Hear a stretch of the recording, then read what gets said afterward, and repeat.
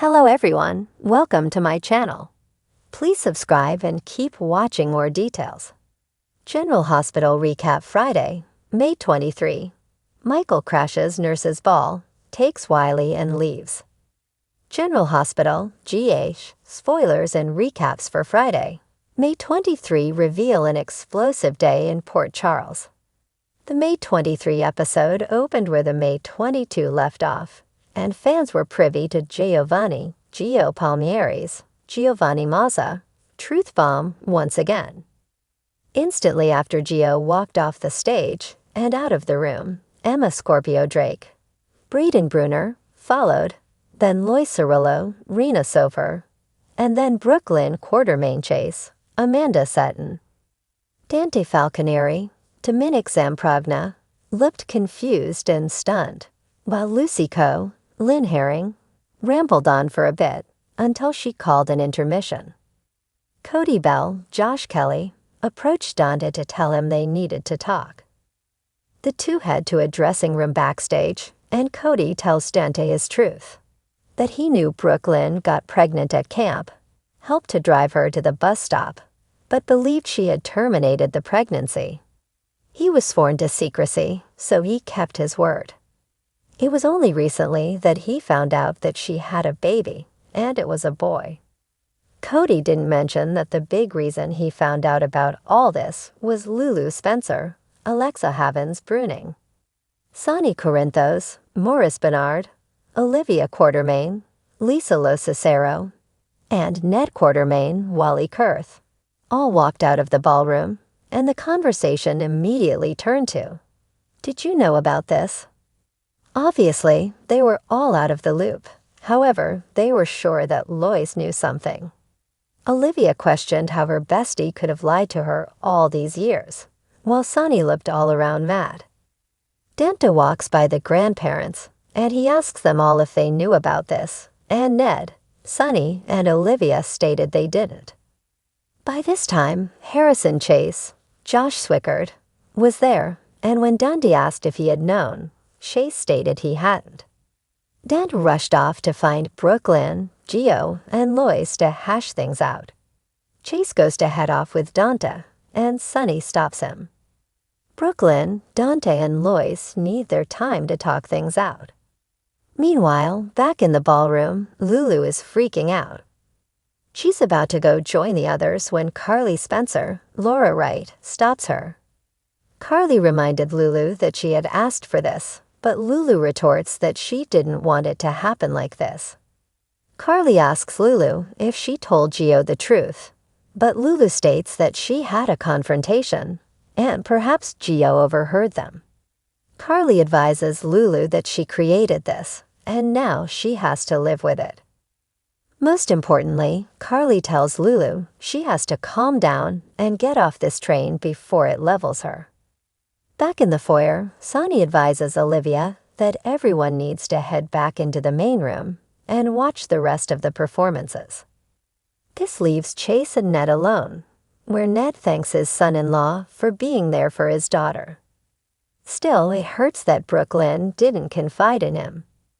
Chase tells Ned it wasn't a matter of trust, more that Brooklyn didn't want the truth to hurt him. This is when Ned replies, was this his daughter's train of thought or Lois? Across town, Elizabeth Liz Baldwin, Rebecca Herbst, is watching the nurse's ball on her couch when her friend Lucas Jones, Van Hansis, swings by, dressed in a tux and with a champagne bottle. Instead of going to the event, he decided to watch with her.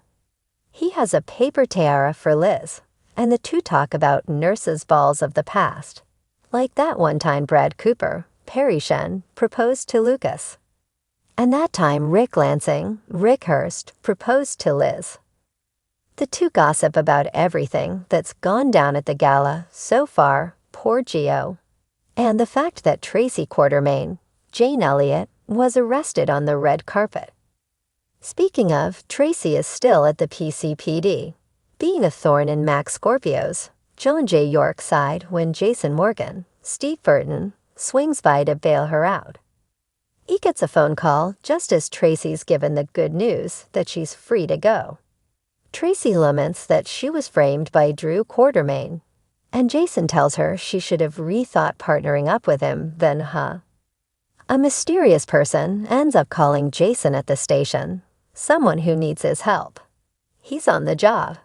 In other news, Trina Robinson, Tabiana Ali, and Jocelyn Jacks, Eden McCoy, are backstage feeling terrible for Gio, and both vow to be there to support him in the aftermath of this all.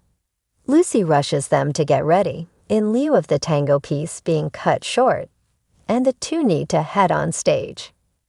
The bestie duo sings a beautiful ballad about being there for each other. When they are done, Curtis Ashford, Donald Turner, Portia Robinson, Brooke Kerr, and Kai Taylor, Jens Austen Isrup, are there, applauding Trina, while Carly congratulates Jocelyn. Curtis and Portia make an excuse about leaving early because of work, but really, it's Curtis because Portia, she did a great job pretending things were okay. After Carly and Joss talk about Gio and how sad they are for him, Willow Ted Corinthos, Caitlin McMullen, and Drew approach Carly and Joss exits. Willow swings by to see if there's any way that they can come to some sort of compromise in terms of the child custody case. Drew retorts that they do have the upper hand, and Willow replies that she'd be more than happy to allow Michael to have the kids every other weekend, and 2 weeks in the summer. Drew makes a comment about the fact that the 2 weeks will be great, especially if he, Willow, and the kids end up moving to D.C. Carly is outraged and flat out refuses to compromise on a custody agreement. That's when Drew says that no one can accuse them of not trying, and they walk away. The final performance of the night is the GH Kids singing the Jackson 5 hit, I'll Be There. Donna Corinthos, Scarlett Spears, was joined by Wiley Corinthos, Viron Weaver, along with Scout Quatermain, Cosette Abinant, James West, Gary Fuller, and Georgie Spinelli, Lily Fisher. The children were adorable as they sang the song, did some cute little dance moves, and motioned to their favorite people in the audience. The song ended, and the real shocker came when, as the kids were bowing on stage and confetti was pouring down from above, Michael Corinthos, now played by actor Roy Gibson, came through the doors. Wiley immediately saw his dad from the stage, ran to him, and the two shared a heartwarming hug and reunion. Everyone around the dad and son was shocked, including Sonny, Carly, Joss, and of course, Willow and Drew.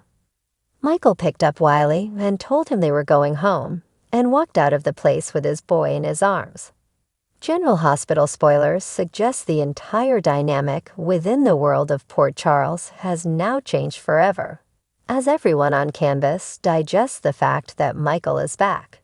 And it turns out that Kid from Bensonhurst has major roots in the little town.